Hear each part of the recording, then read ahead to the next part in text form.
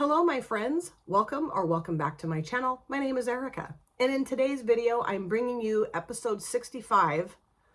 It's either 65 or 66, but I'm pretty sure it's 65 of Throwback Thursday. Now, before I get started, as per usual, I'm going to give two huge love-filled shout-outs here. One to Jan Van, my Janny Boo. I will link her channel in my description box. She has been my ultimate TBT inspo and muse. She's the whole reason why I started doing TBT videos on my channel to begin with, because she's been doing them for a long time. And I was doing them weekly. Now, not so much, but whatevs. And then also to Dawn, my dear friend and subscriber, who is the bestest, the goat of TBT cheerleading. Okay, so for this episode, I'm pulling in the Ace Beaute Flair palette. I did do a voting poll on my community tab here on the YouTube space, and I listed 4 different palettes that people could vote from, and this got second place. So the cake palette from Glamlight got first place. I did that last time, so now I'm doing this one. And I had a couple subscribers say, please use the Flair palette because I need some inspiration. So what's easiest, I feel like, when you look at this palette is to do it like rows, right? Because these are columns. Yeah, rows. So like you could do, use all these shades in a look, all these shades in a look, and all these shades in a look. That would be the easiest route to take, I think. Or you could break them up into like little sections, or I don't know, whatever. But I'm thinking of doing like a quad is what I'm thinking. So what I'd like to do is use these 4 shades in a look today, because I don't know that I've never used that shade before. I don't know if I've ever used that shade.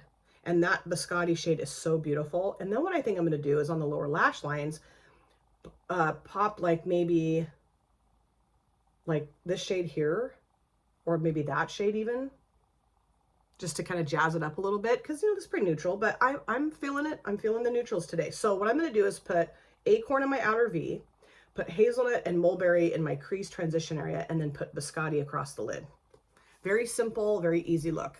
Totes. So I'm going to start off by putting Hazelnut in my transition area. And there is a ton of stuff you can do with this palette. You can mix and match the shades. I think this is a really fun palette to do like a cut crease, where you put like 2 or 3 shades like, up in the transition area, cut your crease, and then put some different tones for shimmers on the lid. But I don't have time to do that this morning. I have had a lot of change in my office this week. We're losing a clinician, and then we're also losing the clinic director is leaving, which, it'll be fine. We're having a different clinic director from another clinic take over, which I've met her before. She seems really nice. I think she's, got our, like, what's the word I'm looking for? Like our mission statement in her heart. And I think that's how it will continue. Oops, I'm going to scoot this a little bit. How it will continue to go. Like, I don't think our clinic's going to change really at all, other than just different leadership. But it is it's going to be very different, very different. And, the clinic director started this from scratch, like started my clinic from scratch. And then it's kind of taken over. Like we're owned by a corporation now, because just easier for that to happen. That happened during the COVID time. And, it's changed hands once since I've worked there by a different corporation. So, and it's been fine. I mean, corporations aren't my jam necessarily, but, I really love what I do at this place. So I'm like, yeah, okay.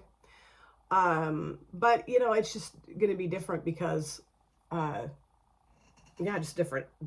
Different folks are going to be involved in things now in my clinic. So I don't know. People are, accepting of the change, understanding of the change, but also a little bit nervous about the change, because change is just not always fun for folks, and I'm not a big fan of change either. I'm trying just to stay positive and to, just go with the flow and go with the motions of what's happening, and not let it like stress me out or give me anxiety.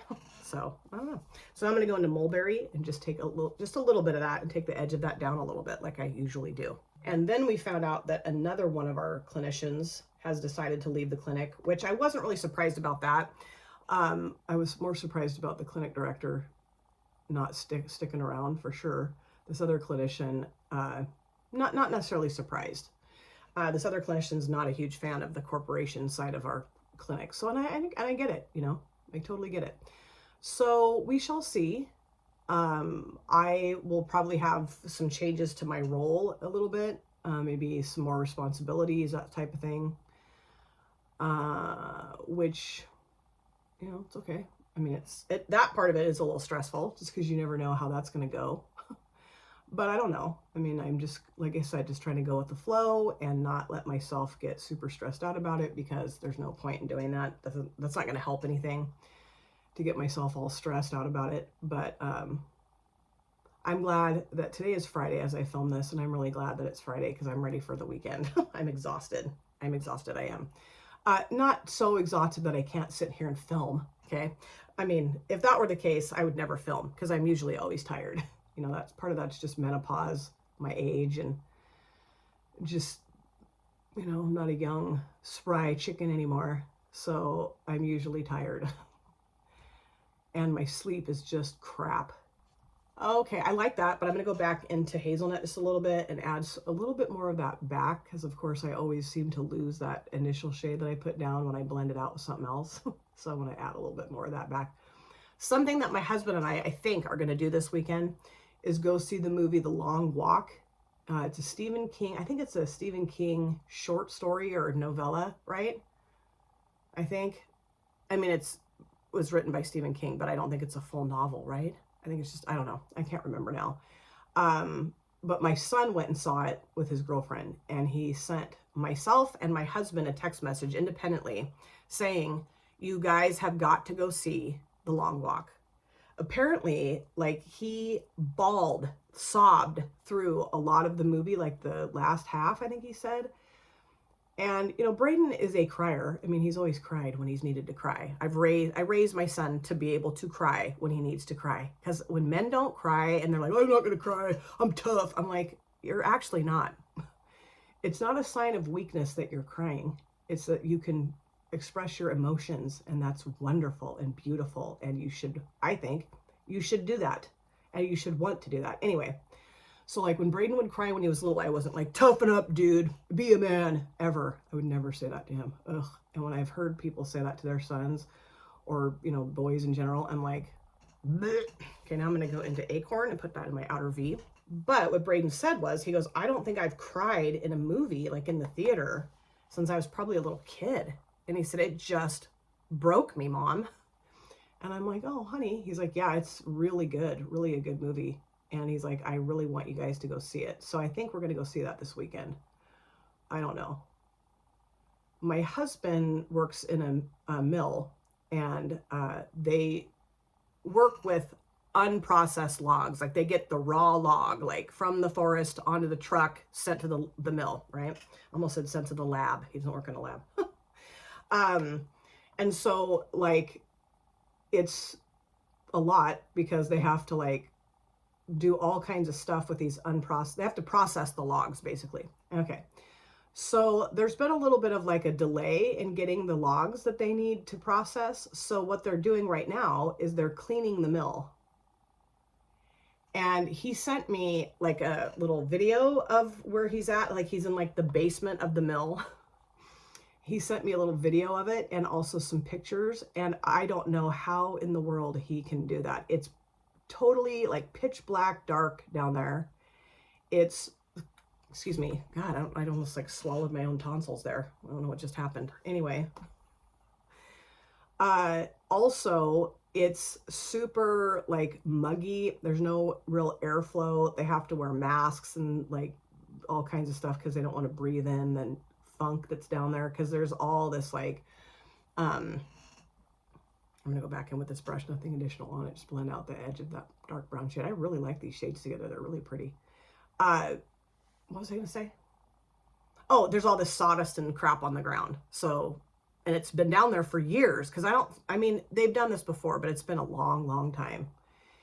And so, and it's like, there's condensation down there too. I mean, it's a mess. It's a mess. So he's been, for the last couple of weeks, cleaning out all this crap that they haven't been able to clean out for a long time because the mill has been, you know, running and processing the logs. So now that there's a delay in getting the logs, they're like, okay, well, let's clean the mill. And he's like, let's not.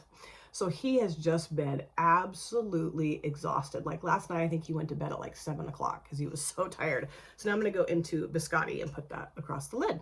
Beautiful. So I don't know if he's, I'm telling you all this because I just don't know for sure if he's going to fill up to go into the movie. And I can always go by myself, but you know, I'd like to see it with him.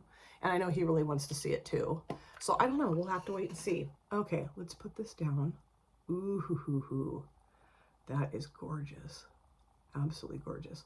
Okay, something else I want to talk to you guys about. I found this British female comedian on Instagram.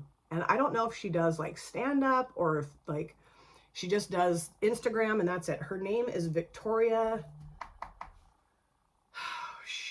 Is it Victoria Ames? I don't remember what her last name is. Dang it. I'll link her Instagram in my description box if you're interested in checking her out. She is so funny. She has made me laugh until I've almost thrown up. I'm not kidding. She is so funny. And quite commonly what she'll do are these little like get ready with me type things with her, like an outfit or her makeup or both. She'll talk about being a parent. She'll talk about, you know, workouts and things like that. And she also does these funny things where she will like she'll have her followers or viewers or subscribers or I don't know what the heck you call them, will make like kind of crappy comments to her and she'll address them in these little shorts to the reels. Oh my gosh, it's so funny. And, you know, she's English, British. So I'm going to go back into Acorn and just chill the edge of this out.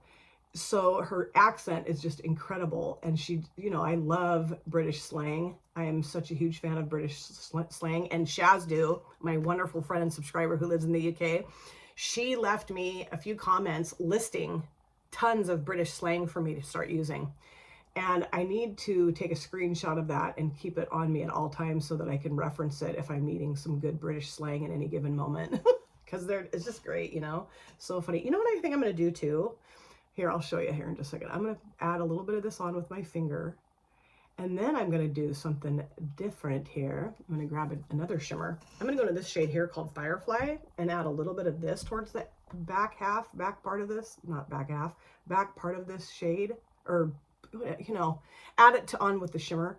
Just because I think that'll make it look a little nicer and a little bit more cohesive with the dark brown shade. I like to do that here and there when I feel like there's too much of a shade difference. It's nice to grab something else that's maybe a little bit closer. I mean, orange and brown are different shades. I get that. But I also like to add a little bit of a different color in sometimes because I just think it makes it look a little bit less chaotic or less, like, not chaotic, harsh. You guys, I don't know. I don't know what's going on in my brain today. I don't ever know what's going on in my brain most days. But yeah, I like that. That looks nice. So I'm also crocheting for someone in my life's daughter. And I got all this yarn from Joann's before they closed. And I'll get the blanket. I'll get the blanket and show it to you before in the outro here. I will do that. Anyway, I got all this yarn from Joann's and I started making this blanket and I don't like the yarn. I like the colors of it. I don't like the feel of it. So it's now become my cat's blanket because they like it. They like to lay on it. So I just thought, I'll give it to the cats. And I got like 7 skeins or skeins or balls, or whatever the hell you call them. And it wasn't enough, first of all. I had to put a little corner of a different kind of yarn because I didn't have enough because I made it too big. And then one of the skeins or however you want to say it, it's from a different lot number. So it's a lot darker. So there's this big stripe that's darker than the rest. It's just so stupid because I did a corner to corner blanket. So it's like, I'll show you what I mean when I come back for the outro. But anyway, so I got different yarn for my friend's daughter, and I'm making that now instead. Jeez. I'm also making Andy's granddaughter a blankie, started that. And then I'm going to start making Jan's grandbaby's blankets too. So I've got a lot of projects. And then my daughter wants a tote bag, which I have the yarn for, and my son wants a beanie, which I have the yarn for that too. So, oh my goodness. Okay, I am done. I really like how this looks. I kind of got to fix that a little bit, but I really like how it looks. I think it's very pretty. And I'm going to go clean this up. And then I think I will pop, you know what I think I'm going to do? I think I'm going to pop moss on the lower lash lines. I think that would look really pretty. Either that or this, or maybe both of those. I think that'll look really cool. And I will be back. So this obviously is my finished look, and I really like how it turned out. Very simple, but I think it's really pretty. So let me show you everything I have on my face, and then I'll review the eyeshadow palette with you. Okay, so for my base products, same two things I use in the majority of my videos. The Maybelline New York Dream BB Fresh BB Cream in medium, combined with the Wet n Wild Tinted Hydrator in medium also, as well, too. Then for my powder, of course, I use the CoverGirl Clean Professional Loose Setting Powder in Translucent. It's, you know, a little bit left, but it's almost gone finally. I've had this forever. I did not use a bronzer, but I did use a blush, of course. I used the Blame It on the Blush palette from Made by Mitchell, and I use this shade right here called Making Me Blush. I thought that orange shade would work really well with the eye look, and I love this. It's so fun to play with it. I love it. Upper lid liner, of course, I use my Wet n Wild Breakup Proof Waterproof Felt Tip Liner in black. However, I was having such a hard time getting this on this morning, and I kept like, my eyelid would like flutter, and then I'd go, and so I had to make the line really thick so it would look even, and it still doesn't look even, and I thought you got to stop or you're going to have the eyeliner clear up to your eyebrows. So I stopped. So it's a little uneven. Mascara, I used the Maybelline New York Sky High, and then on my lips, I used the liquid lipstick from Beauty Moon Cosmetics in the shade 01. I just thought the orangey brown would work really well with this eye look today, and I just love this. It stays on my lips pretty much all day, and it feels nice. Like, it's not heavy, it's not dry feeling, or, you know, sometimes liquid lipsticks can feel like that. This does not. Okay, so now let's talk about the Ace Beaute Flair palette. So on my lower lash lines, I ended up putting Acorn towards the outer part, and then I popped Moss towards the inner part.